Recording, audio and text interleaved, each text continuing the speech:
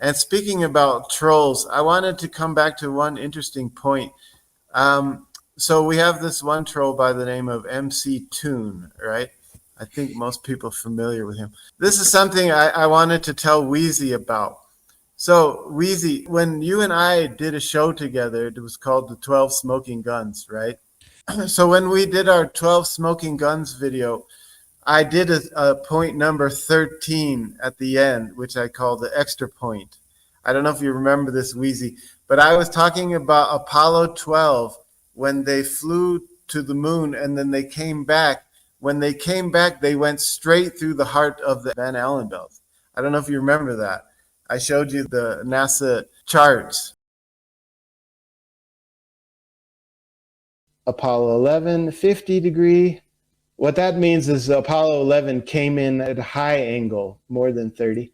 But wait a minute, come over here. Apollo 12, 98 degrees east of north. That means he's coming in at the equator. 98 is 8 degrees off of the equator.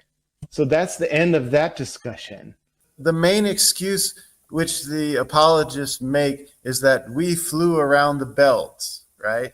That's how they avoided the radiation. But then I proved that on the return mission of Apollo 12, they went straight through the heart of the belts. So the whole excuse that they tried to avoid the belts is void. And so then MC Toon came on later and admitted I was right. So later in a debate with MC Toon, he was forced to admit that Rasa was right about them not avoiding the belts on the return mission of Apollo 12. Lil Drill says, how are we able to pass through the Van Allen belts back then with less efficient technology, but we aren't able to pass through today? We are. We can pass through today. I think Rasa has a little better handle on this. When they left the orbit of the Earth, they went generally out through those. I think one of them came back more direct through the